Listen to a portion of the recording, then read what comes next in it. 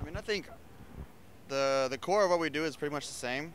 We just get in a room and we try to make sounds that we all like. You know, if someone doesn't like the sound, we've always been a pretty democratic band, so it's not like not one person coming up with everything and then, you know, everybody else falling in line. So really, when you start out like that, it's hard to, you know, we're always doing the same thing. We just write, record, tour, repeat. I mean, I think when we were Comeback Cadillac, we were, I guess I was like 15, 16, so I really wasn't concerned with anything but being loud.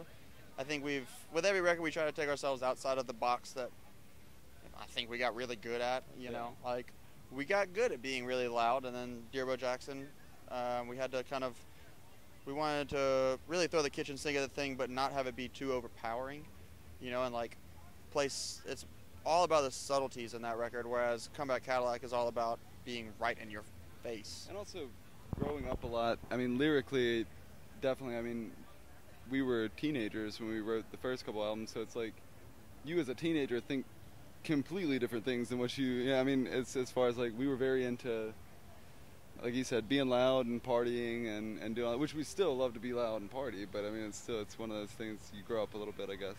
Just in smaller doses, man. Yeah. You definitely have to, it's definitely different gear. We try to make them as close to the same as possible. I mean, for the most part, they are for us. You know, I may not have a big stage to go. You know, I can't jump out and walk around. But we really try to treat it exactly the same. You know, we always want to be in a 100 cap room right in front of the people. You know, I guess some bands probably want these giant stages and 10,000 people, but it's hard to connect with that 10,000th person. And I think really the big thing is that battle between, you know, how do we get this from here, you know, half a mile back. And I think with Bonnaroo, that was one of the first ones we did this summer, but I feel like by now this is maybe our 15th festival we've done this summer. So it was a good summer for us. We hadn't done a whole lot of these type of things, so I think we found that gear. And you can't see the back, so it's a lot of trying to figure out, just hoping that people are grooving back there and getting into it. So I mean, once you separate yourself from that, it's not really, you know. I'm totally blind without my glasses, so I just take my glasses off and I can't see shit anyways, so.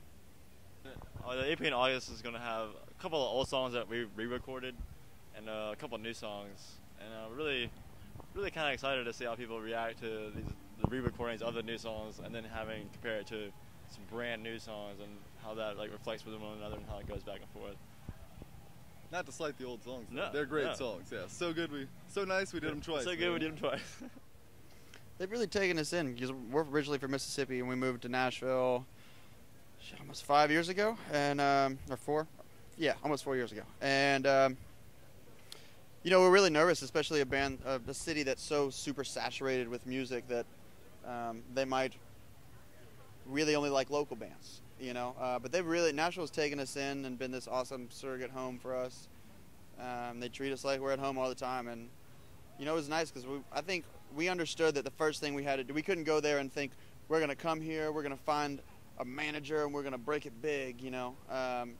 We paid our dues just like we did in Mississippi. We did anytime somebody would give us 15 minutes to play and a PA system, we were there.